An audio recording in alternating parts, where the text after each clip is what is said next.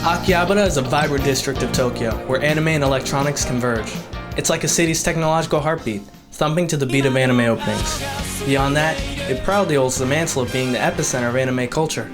I mean, it has anime cafes, manga libraries, and shops with more than an otaku's browser history. As an anime fan, Akihabara has always captivated me, and about a year ago, I finally got the chance to go. But then, let me tell you, reality hit like a Detroit smash from All Night. So, I'd like to understand, how did Akihabara become anime's cultural capital? Why has it changed in the recent years, and why didn't it meet my expectations? Well, strap in, cause I've got a story to tell with more twists and turns than a C-tier shonen plot. Let's rewind the VHS tape of time and explore Akihabara's origins. We begin with uncovering the mystery shrouding its well-known nickname, Akiba. At first glance, you'd think this is a shortened version of the name, Akihabara, and this would be actually quite common in Japanese, but the truth runs much deeper. You see, back in the Edo period, a saying emerged: fire and fights are the flowers of Edo. And the area that's now known as Akihabara was no exception. In fact, in 1869, 1,100 houses in 8 towns burned down during a massive fire. This fire led to the establishment of a fire suppression area called Chinkabara. It also caused them to construct the Chinkisha shrine. Akiba Daigongen, a god famous for fire prevention, was enshrined in this Chinkisha. As time progressed, people called the town various names like Akiba and Chinkabara. This is until the government gave it its official name, Akihabara. Fast forward to post-World War II, and Akihabara is functioning as a black market town. But it's not quite the capital of anime that we know it as. In fact, early anime like Astro Boy were still just starting to power on, but thanks to the railroad station, Akihabara was able to attract many visitors. And as a result, electronic shops began opening up one after another. With business booming, Akihabara was like the Black Friday of Japan's growth. It had low prices, crowds everywhere, and occasional fistfights over discounted rice cookers. And in the back streets, the number of specialty stores for electronic components increased. Take Tokyo's tiniest shop for instance. It began conducting business around this time, and shops like these were the heart and soul of Akihabara. They attracted plenty of people with a love for electronic crafts. Even in the following 1980s, Akihabara continued to prosper, and with the rise of personal computers, consumer electronics were getting outpaced. But a dark shadow was creeping up on Akihabara.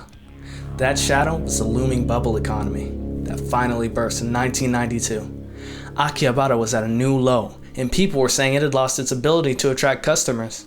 But PCs were only becoming more popular. Computer enthusiasts known as otaku, who usually bought PC parts, expanded their interests. They started getting into games, anime, and figurines. Because why stop at building PCs when you can build an army of waifus on your shelf? And the stores adapted to meet that demand, like the appearance of maid cafes.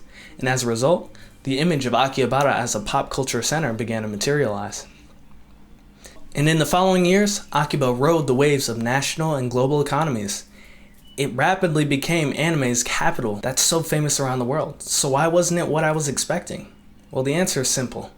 明日にも緊急事態宣言を発出したいと考えています。 Coronavirus. COVID-19, the disease that defined our lives in 2020. Coronavirus. Going to Japan, especially to Akihabara, has been a long cherished goal of mine. So when I finally found the opportunity to go to Japan, I was ecstatic. It'd be a summer study abroad trip, and I'd be able to knock out credits for my minor. On top of that, I'd be able to create a meaningful relationship with the host family. I'd also try all the items on my list of things I wanted to do in Japan. Number 1 on that list, go to Akihabara. Coronavirus hit, and with it, all my plans went to hell. I spent 2 arduous years grieving the loss of my dream. You see, time passed, and it became clear to me that I would graduate college in December before Japan finally opened up. That meant no study abroad trip, no host family, and no visit to the famous capital of anime.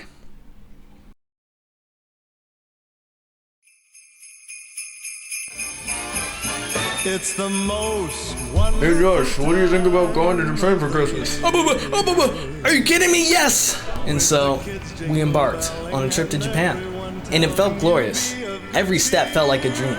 We finally arrived, and we found out we're staying near Akihabara. Everything lined up perfectly. After we get our bearings, we start exploring Tokyo. By the evening, we're on track to head straight for Akihabara.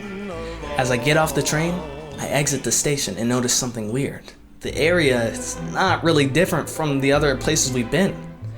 There was definitely a focus on anime and gaming, don't get me wrong, but the gap wasn't quite what I thought it would be. You see, the Declaration of Emergency Japan issued in 2020 required people to wear masks and stay at home. And as you know, online teleworking and telecommuting expanded and were encouraged. But the economic repercussions of this new coronavirus were immeasurable. You see, service and in-person industries account for a large part of the economy, and Akihabara is home to many stores, buildings, and services that attracted people. You know, the maid cafes, card stores, anime shops, and event facilities. Thus, they would have been severely damaged by the Declaration of Emergency. And I could see the impact. So what then? Well, I had to make the most of it, and it was a good time, but that begs the question, is the old Akihabara dead? Well, the truth is, no. Akihabara is always evolving, and it always has been. It's a district that thrives off the chaotic energy of turbulent times and adapts accordingly. While it may not have been what I expected, it's best not to project expectations onto the world. Let's enjoy things for the way they are, fleeting and ephemeral as they may be. Thanks for watching. I'll see you in the next video.